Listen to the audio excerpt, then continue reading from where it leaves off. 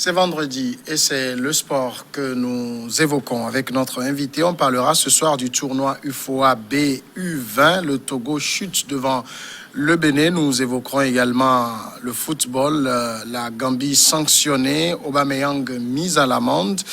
On parlera de la Champions League, le Paris Saint-Germain qui assume finalement son statut de vice-champion d'Europe. Et puis le Real arrache son ticket pour les huitièmes de finale. Le Real sauve sa tête et en même temps la tête de Zidane. Voilà pour le menu du jour. On en parle avec Henri Akodo. Bonsoir Henri. Bonsoir Samuel, bonsoir à nos aimables téléspectateurs.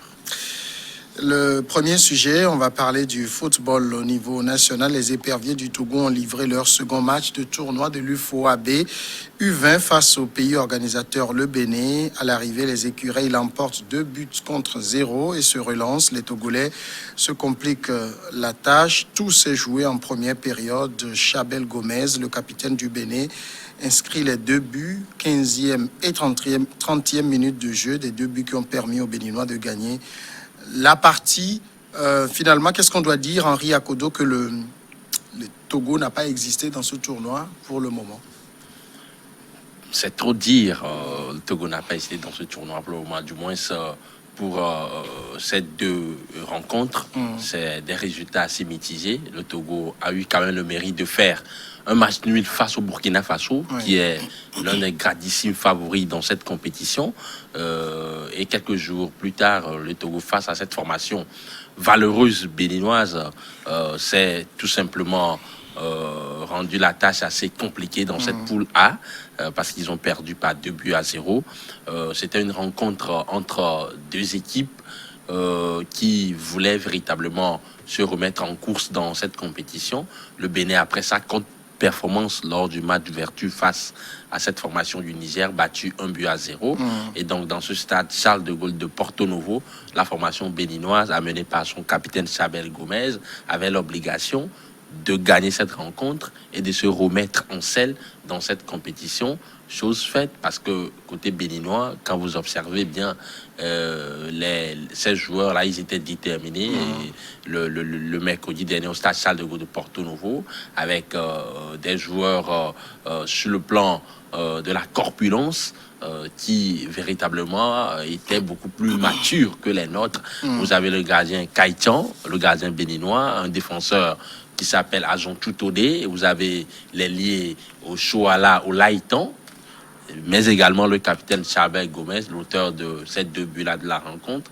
Des joueurs, a priori, il y a une certaine suspicion par rapport à leur âge réel, mais sur le plan officiel, en tout cas, ils ont moins de 20 ans et ils ont permis à cette formation béninoise dirigée par l'entraîneur Mathias Deguenon de pouvoir battre cette formation togolaise qui, dans cette rencontre, n'a pas pu exister réellement. On a vu une équipe assez désarticulée avec ce 4-2-3 mis en place par les sélectionneurs nationaux togolais, Jonas Kokou-Komlan. Dans la première demi-heure, les éperviers ont fait un non-match, j'allais dire.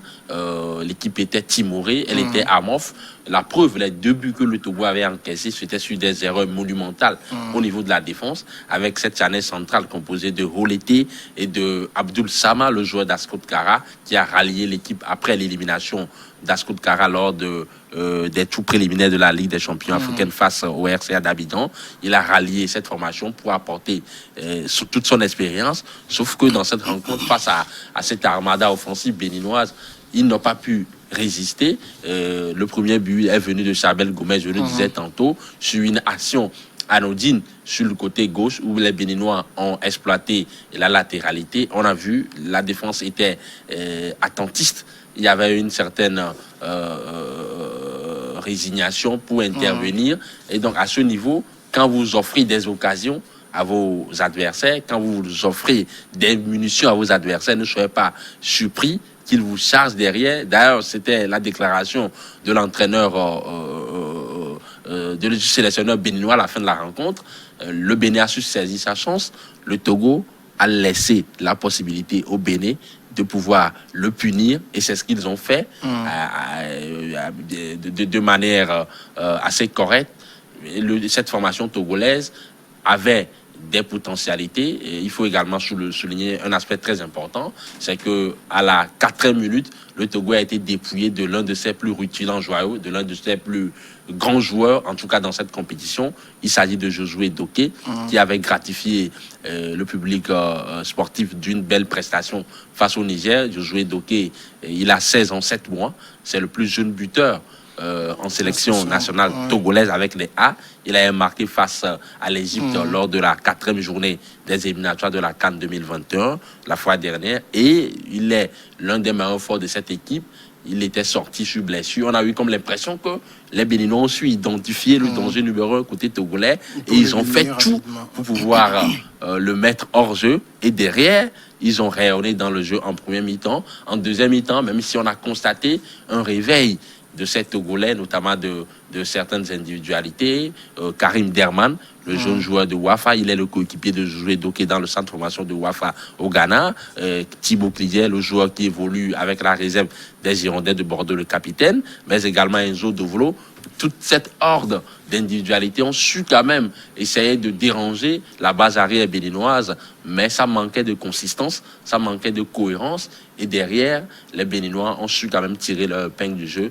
C'est dommage pour la sélection nationale du Togo qui doit pouvoir se ressaisir pour, pourquoi pas, battre le Niger ce vendredi afin de composer son ticket pour le deuxième tour. Mais c'est ça, le football n'est pas mathématique. Hein. Le Niger bat le Bénin bat le Togo peut-il battre le Niger?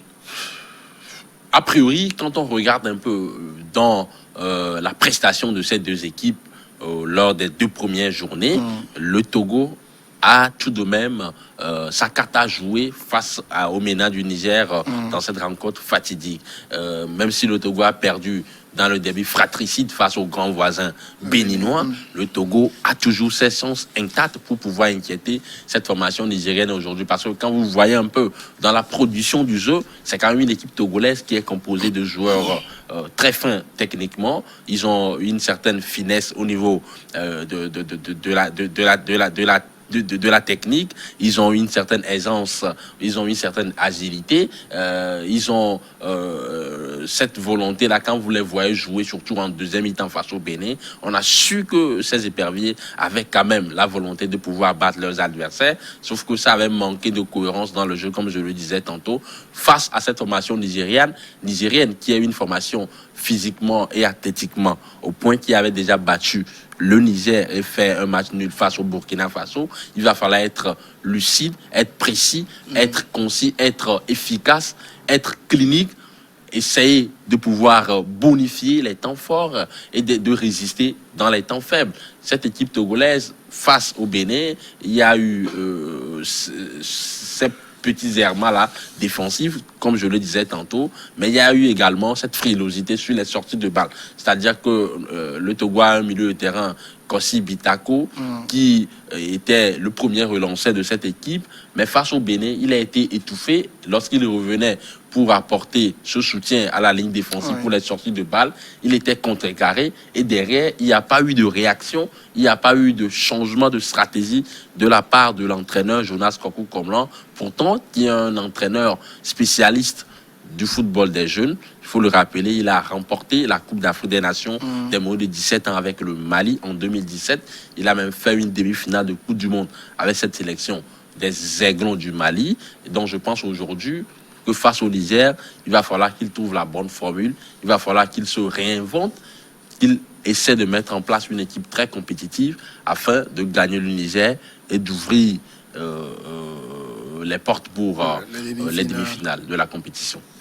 Deuxième sujet, nous parlons maintenant de cette sanction infligée à la Gambie 3 semaines après que la sélection gabonaise et son capitaine Pierre-Emerick Aubameyang ont dénoncé leurs conditions d'accueil en Gambie lors d'un match de la CAN. La Confédération africaine de football inflige une amende de $100,000 à la fédération gambienne. $100,000, ça fait 82 500 €, dont 50 000 avec sursis. Mais attention, il y a également Pierre-Emerick Aubameyang qui s'est vu infliger une amende de $10,000 américains pour propos jugés offensants et dégradants. On se rappelle, Henri Akodo, cet épisode de l'arrivée des Gabonais au niveau de la Gambie et de cet accueil qu'on peut qualifier d'un peu inamical. La fédération gabonaise a été oubliée à l'aéroport simplement. C'était un acte assez désolant. C'était quasiment la fourberie côté gambien, parce qu'il faut dire que lorsque dans un match, dans une rencontre internationale, c'est la fédération qui accueille. C'est la fédération qui accueille la rencontre, qui accueille l'équipe adverse. Et donc, cette fédération-là est censée mettre en place les dispositifs nécessaires en collaboration avec les autorités locales pour pouvoir accueillir dans de très bonnes conditions la sélection qui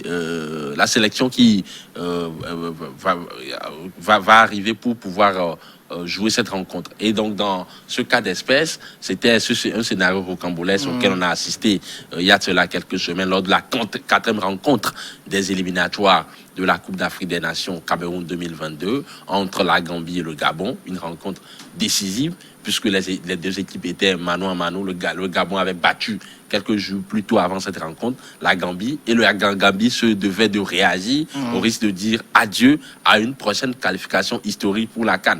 Et donc, ils ont eu à mettre en œuvre une stratégie. Il ne faut pas se tromper pour pouvoir déstabiliser les Gabonais qui n'ont pas pu véritablement rentrer dans leur hôtel tout juste après avoir débarqué à l'aéroport de Banjul en Gambie, très tard dans la nuit.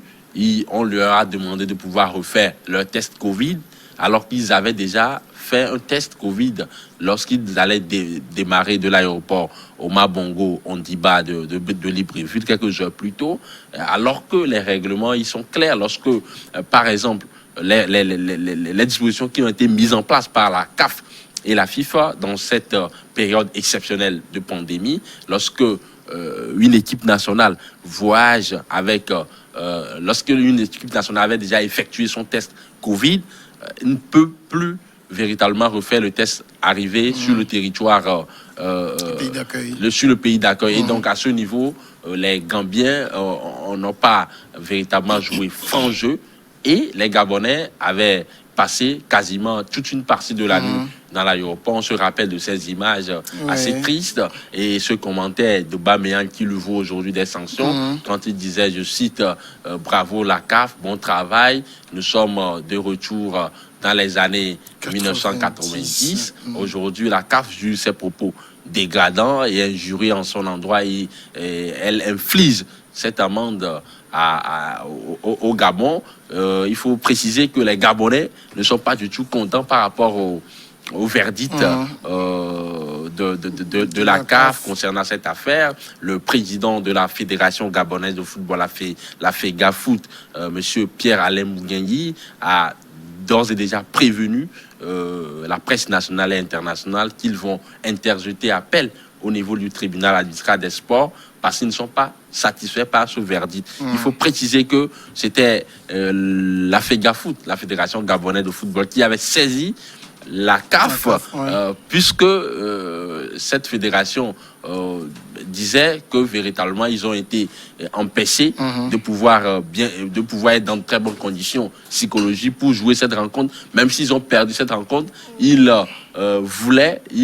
espéraient que la CAF sanctionne avec véhémence cette fédération gambienne en leur retirant les 3 points de la victoire. Mais finalement, ils se sont vus tout simplement déboutés par la CAF qui aujourd'hui sanctionne non seulement la Gambie d'une amende de $500,000, comme vous l'avez dit, mais de $100,000 plutôt, et 50,000 avec sursis, et inflige une amende de $10,000 pour Pierre-Emerick Aubameyang pour le camp gabonais. C'est quand même un verdict qui n'a pas pris en compte véritablement le contexte et qui ne va pas à l'avantage du Gabon. Ils veulent saisir le TAS pour se faire justice. Mais est-ce que c'est des attitudes qu'on peut qualifier dans le football, c'est-à-dire mettre son adversaire dans des conditions les plus déplorables de jeu pour psychologiquement déjà prendre l'avantage? Ça se fait dans le football? Dans les années 80-90, on a eu à assister à ces scénarios rocambolesques, à ces scénarios immondes, à ces attitudes à la limite qui étaient peu humaines. Et donc, depuis quelques années, bon, la CAF a su quand même mettre en place des dispositifs qui décourageaient ces genres d'attitudes. Mais vu l'enjeu de ces différentes rencontres, de cette rencontre notamment entre la Gambie et le Gabon, vu le contexte également, les autorités gambiennes, il ne faut pas se leurrer, ont eu quand même à mettre en place cette stratégie pour déstabiliser les Gabonais. Et on pourrait dire sans embâche qu'ils ont réussi leur stratégie, puisque derrière, ils ont quand même, quelques heures après ce scénario-là, gagné la Gambie, le Gabon sur le terrain par 2-1. Peut-être que les Gabonais pouvaient rentrer dans leur hôtel et se préparer dans des conditions assez optimales. Avant cette rencontre à Banjul, ils pouvaient quand même décrocher la victoire. Aujourd'hui, le Gabon est deuxième dans sa poule, et le Gabon a 2 matchs décisifs à livrer face à l'Angola et face à la RDC pour décrocher un énième ticket pour la Coupe d'Afrique des Nations. La Gambie également a son destin en main. Et finalement, on pourrait dire que les Gambiens ont quand même réussi leur stratégie au-delà des règles éthiques et morales qui véritablement qu'ils ont transgressé en faisant cela. Aujourd'hui, on dit souvent que c'est la fin qui justifie les moyens. Ils sont en pole position pour décrocher leur premier ticket qualificatif pour une CAN. Mais il faut dire avec insistance que ce sont des actes à condamner. Aujourd'hui, dans le football qui prône des valeurs morales, éthiques, des valeurs de tolérance et autres, il faut véritablement qu'on bannisse ces genres d'attitudes dans le monde du football. Troisième sujet, la Champions League et le PSG vice-champion d'Europe qui assume enfin un temps proche de l'élimination, mais qualifié mercredi pour les 8e comme premier de groupe. Le PSG revient de loin et aujourd'hui il regarde la phase finale avec gourmandise, portée par la force retrouvée d'un collectif dans lequel brille Neymar. Le PSG revient de loin contre Leipzig 1-0 sur le terrain de Manchester United 3-1, puis face au Beşiktaş d'Istanbul 5-1. Paris a remporté les 3 matchs qui le séparaient de la qualif. Est-ce que, c'est vrai que généralement, quand on regarde dans la presse française, ils sont très élogieux de commenter quand il s'agit de clubs français, mais ce pari-là qu'on a vu, est-ce que ce pari a montré que le statut de vice-champion du monde, il le mérite? En tout cas, au niveau du résultat, au niveau de la production du jeu, face à cette formation qui n'est pas une foot de guerre d'Istanbul Başakşehir, ils l'ont quand même prouvé. Le PSG a été tout simplement rayonnant face à cette formation turque qui n'avait rien à jouer parce qu'elle était déjà éliminée avant cette rencontre. Une rencontre qui devait avoir lieu le mardi, mais compte tenu de ce scandale des propos racistes de la part de l'arbitre Sébastien Coltescu, l'arbitre roumain, le 4e arbitre de cette rencontre, envers l'entraîneur adjoint Achille Webo. Là, cette rencontre a été reportée pour le mercredi.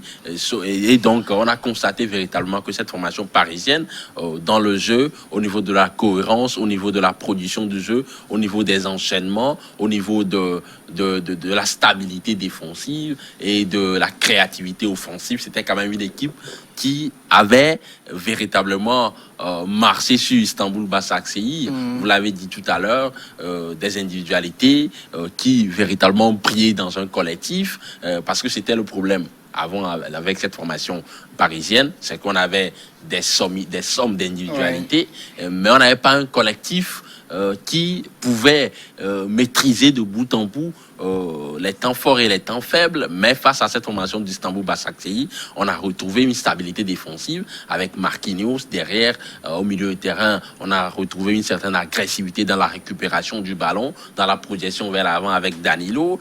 Et au niveau de la créativité, au niveau de l'aisance technique, au niveau des enchaînements, des actions de haute volée, on a retrouvé un Neymar qui était clinquant, qui était tout simplement exceptionnel dans cette rencontre. Il a brillé, il a marqué un triplé. Aujourd'hui, il est à 6 buts. Il est co-meilleur buteur de cette compétition avec Alvaro Morata, Erling Haaland, mais également Marcus Rashford. On a retrouvé Kylian Mbappé, retrouvé de la confiance parce qu'il n'avait plus marqué en Champions League depuis des lustres. Il a marqué également un doublé, 2 buts. En somme, c'est quand même une formation parisienne qui quand même s'est réveillée de sa torpeur, de sa léthargie lors de cette dernière rencontre en Ligue des Champions, parce qu'il faut le préciser, avant les 2 dernières rencontres qu'ils ont eu à livrer face à Manchester United et face à Istanbul Basaksehir, Paris Saint-Germain était en passe d'être éliminé au premier tour. Et après ces 2 matchs-là, aujourd'hui, ils décrochent avec brio leur ticket pour le deuxième tour, serré sur le gâteau. Non seulement ils sont qualifiés, mais ils ont décroché quand même la première place de cette poule. Ce n'était pas quand même donné, vu l'état d'esprit, vu la somme des blessés, vu les joueurs blessés qui sont à l'infirmerie, vu l'état d'esprit avec les critiques de la presse française envers l'équipe, vu les rapports tumultueux entre le directeur sportif Leonardo et Thomas Tuchel, on pourrait dire avec certitude qu'ils ont quand même assuré l'essentiel, même s'il reste encore des aspects à peaufiner dans le jeu parisien. Il faut dire qu'aujourd'hui, le PSG a eu quand même le mérite de pouvoir décrocher son ticket en tant que vice-champion d'Europe en titre pour le deuxième tour. En même temps, battre Basaksehir, c'est pas un exploit de guerre. Hein. Effectivement, comme je le disais tantôt, c'était quand même une équipe turque qui n'avait plus rien à jouer avant cette rencontre. C'était quand même une équipe qui ne pouvait même pas se qualifier pour la Ligue Europa. C'est quand même une équipe turque qui n'est pas en grande forme également au niveau de son championnat, la Super League turque cette saison. Donc, on pourrait dire que le PSG a quand même rayonné dans cette rencontre parce qu'il y avait une opposition entre un pot de fer et un pot de terre, un pot de fer parisien, avec des joueurs Neymar, Mbappé, Verratti, Marquinhos, et un pot de terre avec des joueurs entre guillemets de seconde zone, avec Crivelli, avec Dembaba, des joueurs finissants. Sauf que sur le terrain, au niveau du résultat, ils ont quand même su assurer l'essentiel, même s'il faut encore trouver d'autres formules, trouver d'autres marques, trouver d'autres airs pour rayonner, parce que pour le deuxième tour, le PSG pourrait être confronté à une certaine adversité encore plus intense que celle qu'elle a eue jusqu'à ce moment, parce qu'il faut dire qu'ils pourront retrouver l'Atlético Madrid, par exemple, en huitième de finale, ils pourront retrouver le FC Barcelone, et ça, ce ne serait plus de la limonade, ce serait assez intense, ce serait un derby haletant et palpitant. On verra bien ce que ça va donner. En tout cas, c'est quand même une victoire qui fait un bien fou au moral de ces Parisiens, parce que ce n'était pas une grande santé avant cette 2 dernières journées de la Ligue des Champions. Dernier sujet, nous sommes toujours en Champions League. Zidane a tenu parole après la promesse que ses hommes feraient un grand match. Mardi, le Real Madrid a surclassé le Borussia Mönchengladbach 2-0 mercredi pour arracher la première place du groupe B et un précieux ticket pour les 8e de finale. Ça passe donc pour la Casablanca et Zidane également sauve sa tête. Une solidité défensive retrouvée, une créativité au rendez-vous au milieu de terrain, une efficacité en attaque, avec un entraîneur qui a su concerner ses joueurs, avec un entraîneur avec son discours sans fioriture, qui a su requinquer ses joueurs, et le tout donne une qualification historique encore une fois pour le Real Madrid, avec un entraîneur qui pour le moment va poursuivre son aventure avec les Merengues, quand on sait qu'il était véritablement critiqué avec véhémence avant les 2 dernières rencontres qu'ils ont eu à disputer. Il a eu quand même à battre la formation andalouse du FC Séville en championnat. Et le mercredi dernier, le Real Madrid a su quand même tirer son épingle du jeu face à une formation allemande du Borussia Mönchengladbach, qui est une équipe très joueuse. C'est dire de cette capacité de cette formation des Merengues à pouvoir franchir les paliers, à pouvoir faire face à des difficultés, à s'en sortir. Zinedine Zidane a le mérite quand même d'avoir des joueurs qui se battent pour lui, des joueurs qui se sentent concernés par le projet de jeu, des joueurs qui se sont mis dans le bain. La preuve, le match qu'a livré certaines de ses individualités. Lucas Vasquez, un joueur qui a été mis sur le flanc droit en l'absence de Carvajal, qui a délivré des centres décisifs.